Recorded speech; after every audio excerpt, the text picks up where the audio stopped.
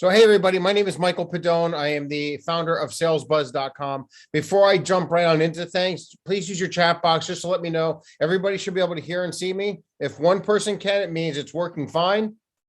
So I'll just wait for that comment in the section. Be the first person to comment. Let me know. Yep, we're all good. Todd, thank you. All right, everybody, Kim, Martin, sales dude. All right, excellent. Nice to see all you guys in here. So let's get right to this thing. So I'm glad that you're here today. What I want to do is I want to share a couple of common objections that people have this time of year. Like, how many of you have heard this one here? It says, let's talk, first of the year. Let's talk, next quarter, next month, next quarter. Basically, they don't want to sign on right now. So they give you that objection. Is that something you guys have heard this month? Let's talk next year. Let's talk first of the month.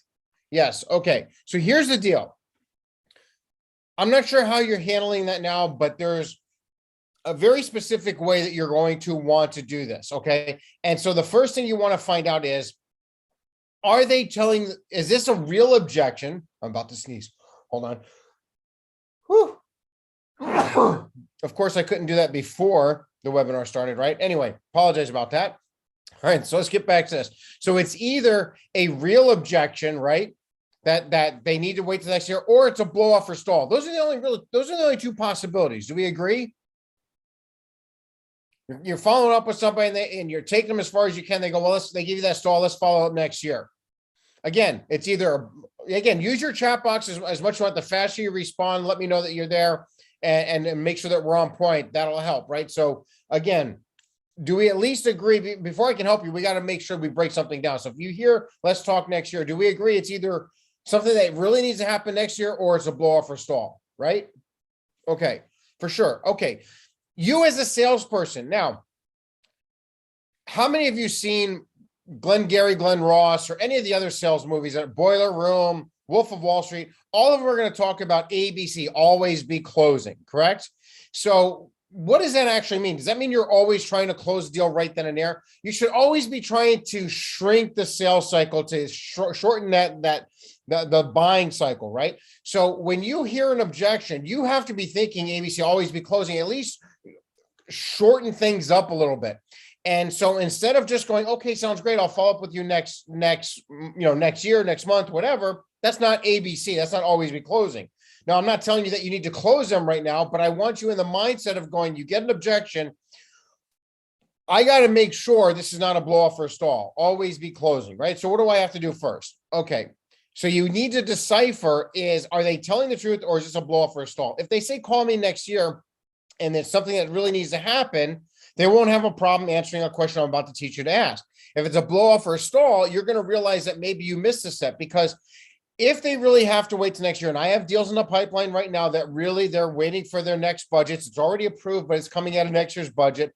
But I broke it down and I took it all the way to that level. And I know that that's a solid deal. How many of you have had somebody in the past, in your previous sales experience, they said, call me next year, you follow up with them next year and they ghost you, or they push it another quarter, or they push it another month after that, correct? We want to avoid that from happening, right? So let's say you're calling somebody saying, hey, you know what, can we talk first? We need to push this till after the holidays. No problem. Let me just ask you a quick question, Mr. Prospect. Let's say I contact you after the holidays. What happens next? Where do we go from there? I call this the fast forward play. Think about that for a second. Write that down, by the way. If somebody says, well, let's, just follow up me, next month, or, after the holidays, no problem. I'd be happy to do so. Just let me ask you a quick question. Let's say when I call you after the holidays, the next time we speak, what happens next? Where do we go from there? If you get a list of stall objections or nothing concrete, what does that tell you? What does that say to you as a sales rep? Do you have a solid opportunity in the pipeline here? Most likely not. Okay, why? There's a couple factors to look at. The number one factor that you have to be thinking about is, do I have problem recognition with this prospect? Because this is the real secret to closing more deals. You ready? You have to establish what's called problem recognition with your prospects. meaning they have to recognize the problem before they're willing to listen, let alone pay for a solution. And too many salespeople, they call a lead, they think it's qualified based on some data research they did. And they get them on the phone. They think the prospect's qualified based on their title or whatever. They ask a couple of probing questions, then they launch into their presentation, or they try to do a demo, then they try to close, and then you hear, and just call me next, follow up with me after the holidays. And you're like, okay, great. And you think you have solid pipeline. And some of those deals you might, but a lot of them, they don't. And you follow up them, and it's wasted time and efforts. When if you had the ABC model always be closing, if you would have, when they didn't buy right then and there, and they give you that objection to follow up after the holidays, if you were to just simply ask, well, no problem, I'd be happy to do that, because you definitely want their business, whether it's this month or next month, you're going to want pipeline for next month too, right? So you can simply say, listen, I'd be happy to follow up with you after the holidays. Let me just ask you a question. The next time we speak, what happens next? Where do we go from there?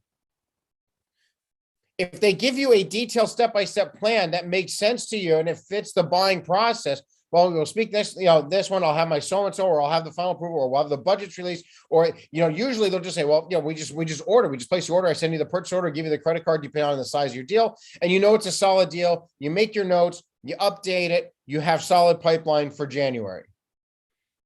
What I'd probably do is, do you want to pick a day and time? Or you just want to play it by ear? Oh, let's pick a date and time, or let's just play it by ear. Either way is good, right? Okay. Alexander, this is a great question. Alexander's asking, what if someone gives this response via email? Well, first of all, why aren't we calling them, right? And so I would always try to call them first. And one of the main reasons why you want to call them is in case you get this kind of response when they're on the phone, you can deal with it and address it right then and there, right?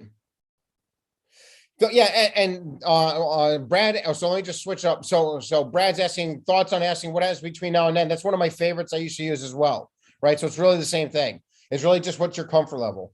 So with that being said, either one's fine. I still like, so when I get you on the phone, what happens next? Where do we go from there? It's probably, you'll get a little bit more different steps in there, but yeah, I definitely like using that one as well. So back to Alexander, if you do get that, as far as, okay, Martin, I'm going to respond to that in a second. So if you do get that in an email, then I would try to call them right away. Here's a little tip. If you call them and it's ring after ring after ring, they're not picking up, and you could sense it's about to go to voicemail, hang up, wait 3 seconds and call again. I call it the double tap. I don't know why it works, but I get like 20% more people pick up on that second immediate call right away. I don't know why, but it just works. So I call it the double tap. And if I get voicemail, I say, hey, I just got your email. We can do that. I just got a quick question for you. Can you give me a call back at XYZ? Right. And then if you still don't hear back, if you want to respond, like maybe a couple hours later, you can send them to the respond to the email. That's fine. Now, Martin, we're going to role play this. Martin, this is a response to Brad's, or Brad, this is a response to yours, right? You go ahead and say what happens between now and then. Martin says Xmas and New Year's. Yeah, I get that. There's a lot going on there, but may I just ask, what's stopping us from moving forward now? So this is why, right? So now you're getting into this little bit, and there's nothing wrong with that, right? So, okay, so now Martin says it's a busy time. This means that chances are you don't have a hot button. You don't have a pain point. You haven't elevated this to number one priority. So a lot of times if I'm getting that sense, I'm going to back up and go, okay, listen, before I let you go, do you mind if I just back up for a second, just to make sure that what we're offering is something that's going to help you solve the problem that you need solving? Would that be okay?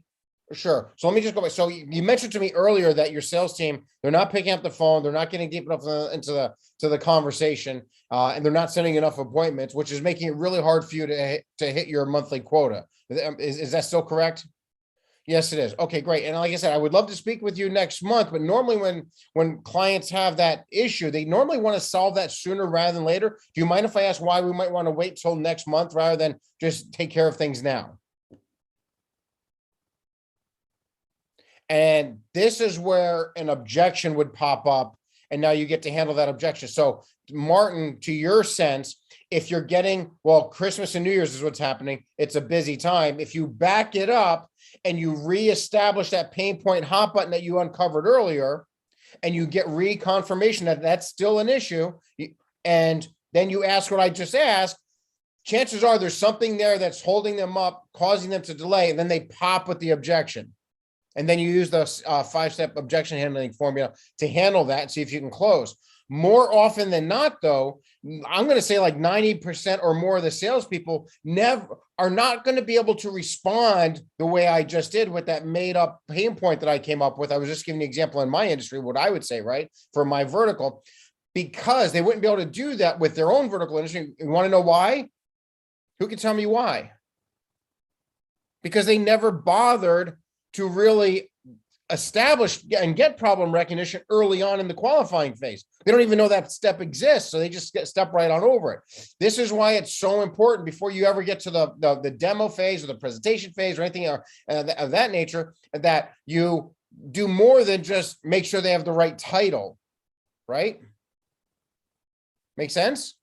So you got to establish that problem recognition. But again, that's another reason why I like to say, instead of saying, what happens between now and then, I'm a little bit more, I like the softer. Let's say, when I call you next month, and we have that conversation, what happens next? Where do we go from there? It's a little bit easier for them to open up.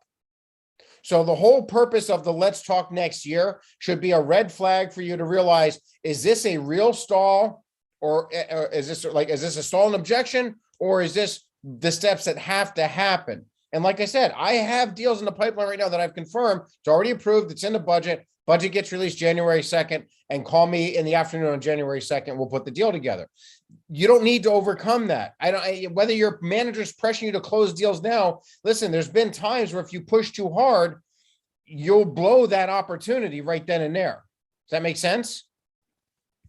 If it's really what they have to do, but as long as you have to follow that process, but you're going to have to ask the right questions to make sure that's what it is. Now, this will lead me into the next thing I wanted to talk about today, which was how to decide what incentives to offer and when. Because a lot of you are probably feeling the pressure to close business by the end of this year, correct? Your manager's on, you got to close as much pipeline as possible. And so you might have a couple, is that right or no? Yeah, sure. Okay, there you go. So you got deals that you're supposed to be closing now. They want you to be closing now, but you have to know when to use an incentive to make the deal come in. If you have a couple of deals where they have to wait until the budget comes out next month for them to be able to move forward, and you offer a discount now, they aren't going to be able to move forward now. And guess what's going to happen next month when the budget's released? What do you think they're going to ask for? They're going to want that deal, right? They're going to contact you January 2nd, 3rd, or 4th, say, hey, okay, we're ready to move forward, got new budgets. By the way, we want the extra 10% off, to move that you offered. Has that ever happened to you before? So you don't want to use price just to try to close the deal. Is everybody still with me? We good? All right, perfect. So when it comes to using an incentive to close the deal, what should you do before you offer that incentive? Actually, let me back up for a second. How many of you actually have an incentive to use right now to close deals? A couple of you. Yep, I see a lot of you raising your hands, right? Okay. If you call your prospects, hey, we got a super great deal right now, end of year promotion, whatever, if they're not in position to take care of it, all you've done is gone ahead and lower your commissions next month when their new budgets are there. Now, there's also going to be some prospects that will move, right? When it comes to a deal that you have in the pipeline, whether it closes this month or next month, if it's a solid deal, there's really one of two things when it comes to pricing incentive. They either can move this month if they wanted to, based on a little incentive, or they can't. Don't you think you should find out before you offer that incentive? I see a lot of salespeople, they just call and they say, well, actually, I don't know what it is, man. A lot of salespeople don't even call anymore. They'll just send an email. Hey, I got a special promotion. If you buy now, before the end of the year, you get an extra 20% off. Give me a call. Or will that work for you? Or something of that nature. But if they can't really do it, then you just wasted an opportunity and you just lowered your commission for next month. And even if you can't offer it next month, you might screw your deal next month, because why would they pay 20% more next month? They might find another vendor just to spite, correct? So here's what you do. Let's say you got a deal in the pipeline. It's slated for next month, or maybe it's for this month. It's still slated for this month. They didn't even say, call me next month yet. You're trying to move them across that finish line. You get them on the phone. Hey, John, it's Michael with salesbuzz.com. Do you have a quick second? I got a question for you. I think I have something that might be of interest to you. Yeah, sure. What's on? Well, first of all, the quick, I know we've been talking about XYZ. That's still a problem that you would like to have solved. Yes? Yeah, absolutely. Okay. And scale of 1 to 10, when it comes to our services or our solution, are we still, high on that list for you? Absolutely. Okay. There's a possibility I might have an incentive, but it expires at the end of this month. So, I mean, if the incentive is good enough, do you have the authority? Can we do business? Can we move forward, get this across the finish line if the incentive was good enough? Well, what's the incentive? Well, before I get to that, are you in a position? Is that something that could happen if you like the incentive enough? You have to ask this, right? Before you give them what it is. If they come back and they go, yeah, absolutely, then I would still like to, okay, so if I can give you the incentive, you like it, what steps are next? Like, what's your purchasing process that you have to go through? And you get that out, just put on the credit card, or I just go have accounting send it. Okay, great. Here's what we're doing. And then you go off and offer the incentive and you just close right then and there. Make sense? But if they come back and they go, no, listen, there's really nothing I can do right now. There's nothing I can do. Everything's going to have to wait. No matter what the incentive is, we have to wait. Okay, no problem. Are we still on to speak, the first week of January? Yep, absolutely. Okay, great. Call you then. Now you didn't waste the opportunity. Here's the good news. When you call them in January and they're ready to go, they go, hey, well, you mentioned an incentive. What would that be? As long as you didn't give them anything, right? You didn't say, well, it was a 10% off, whatever. You could, if you have something in the bag, you could offer something in addition, which actually is what I prefer to do anyway, rather than cutting price. I would rather offer something in addition so it doesn't cut into my commission. So let me give you a quick example. If I do call somebody back in January, even if I was willing to give a 20% off, let's say we had a 20% promo running, but I didn't share that with them yet because they said they couldn't do anything anyway. But when I call them the first week of January and they go, hey, yeah, we're ready to move, but you mentioned you had an incentive. Just, what was it? Oh, you know what? Anybody that signed on, they were going to get a free half-hour private one-on-one training session with me as well. Now I'm giving a half hour away. If they still push me for that, I can go ahead and offer that at that time. And I'm still keeping the extra 20% because they never even knew about it because I never mentioned it to them. So you have other options that you can do then that won't cut into your commissions. Very simple. Got it? I learned this a long time ago. I first got into sales. Let me just give you something really, an example in car sales. If they couldn't do something and they came back to me after I teased the possible incentive and they came back to me, well, we'd like to do this car. What was the incentive? Are you ready to do business now? Yes, absolutely. Okay. Get the cash, get the down payment, the keys on their tray and go, all right, you sign today, you're going to get free oil change for the first year, right? Something like that, but I'm not reducing it because that's after the fact. Does this make sense to you guys or no? Last thing you want to do is offer a money financial discount, which is the number one things that most companies, your company is going to push you to have. And if you just throw the stuff out there, if they're not able to move, you're just cutting your commissions down and your company revenue next month. You're better off getting you have to get, like I mentioned, I got my start in car sales, right? Cash, keys, commitment. That's what we, they preach then. Get you cash for the deposit, keys to their trade-in, commitment. Hey, if we get your payments to this, we're buying today. Yes, right? It's the same scenario with phone sales. This is negotiating 101. Doesn't matter if you're in a boardroom, over the phone, whatever you're selling, but you want to get them to commit and make sure they can do the deal before you move forward. All right. Now, how to navigate the buyer committee and identify deals that actually have the highest potential to close is this is going to be, these two things tie in together. So if you have an incentive to offer, make sure you understand if they go, yeah, we can do business if the incentive is good enough. Great. And if you like the incentive, what's the purchasing process? What are the steps that have to happen next? Or a lot of times I'll say, what kind of hoops are you going to have to jump through if you like the incentive to get this deal done and get payment through and all that stuff. And then just shut up and listen. It's critical to ask these types of questions on the phone. I prefer them on the phone so you can have that real time ABC. You're always going to always be closing. You can shorten the sales cycle when you get them on the phone. It's not preferred to go back and forth through email. The other reason too is I want to hear their tone, right? When they give me an answer, if I go, so if you like the incentive good enough, can we do business? If I send that an email and they go back and they say, sure can mean several different things. But if I hear them say, if it's a sure, like, yeah, absolutely. Or if it's sure, yeah, sure. Like maybe we're not, there's some hesitancy there. I want to investigate it. So it's better to hear that on the phone. Does this make sense, guys? You definitely want to try to negotiate getting them on the phone. And by the way, if they're having a hard time, you're emailing them, a lot of, some prospects these days, I mean, it's tougher to get them on the phone. You just got to tease it. Listen, I potentially have an incentive that you might be interested in. Can you please give me a call? And so you leave that on voicemail and you send an email. Hey, what's the incentive? Hey, can you just give me a call real quick? It'd be easier if I can explain it that way, but I think you'd be happy. But I just need you to call me real quick. And then I would try to call them right after that. And then if they pick up, I would email that. I'd wait a few minutes. If I don't hear from them, then I'd try to call them again, do the double tap. So I'm being aggressive. I'm trying to help them. This is how you close. I get them on the phone and I go, listen, I appreciate you taking the call. Don't want to take up a bunch of your time. Real quick, we've been talking about using XYZ to help you solve, and then you bring up the pain point problem, right? Yeah, okay, that's still the case, yeah.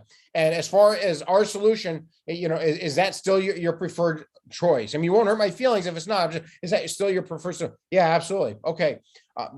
We have some potential incentives right now, but let me ask you a question. If the incentive is good enough, can we do business now? Well, what's the incentive? Well, I'll get to that in a second. You can decide if it's good enough or not. But if it is good enough, can we do business now? No, listen, no matter what it is, we're just can't. Okay, no problem. I wanted to check before I threw it out there. No problem. Let me let you go. And then I'll speak. We're still on for the first of next month. Yeah, it is. Well, what's the incentive though? Well, I don't want to bring it up because I'm not going to be able to offer it in January. So it's not a big deal, but we'll just speak in January. Cool. Okay, no problem. Listen. All of a sudden, I might get a call an hour or two later. Hey, I spoke to so-and-so. They might be able to do it if the incentive is good enough. Okay, so now Alexander is very good. Alexander says, well, what if they respond if it depends on what the incentive is? Totally understood. You're going to decide if the incentive is good enough, but if the incentive is good enough, can we do business now? I just throw it right back at them like that. What am I doing here? If you're the prospect, do you feel like you're being controlled or in control? If I say, oh, you'll decide if it's good enough, right? You'll decide if the incentive is good enough. But if it is, can we do business now? As the prospect, do you feel like you're being controlled or in control? A lot of them are going to feel like they are in control because I'm saying, well, you're the one that decides if it's good enough. Does that make sense? Yet I'm being in control because I'm not offering it up yet until they commit. And if they can't commit, there's no sense in offering it. And then you're on to you got to get onto the next dial, onto that next pipeline. Is this cool? Is this helpful? At the end of the day, the last thing I want you guys to do is just to email or blast out or make a bunch of calls. And this might be politically incorrect these days, but this is what we used to call it when I used to work in these boiler type phone sales rooms is, the last thing you want to do is just drop your pants, right? And offer it up front.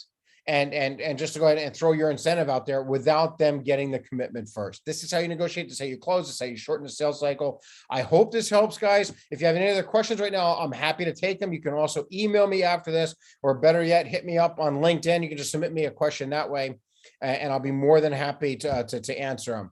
Helpful?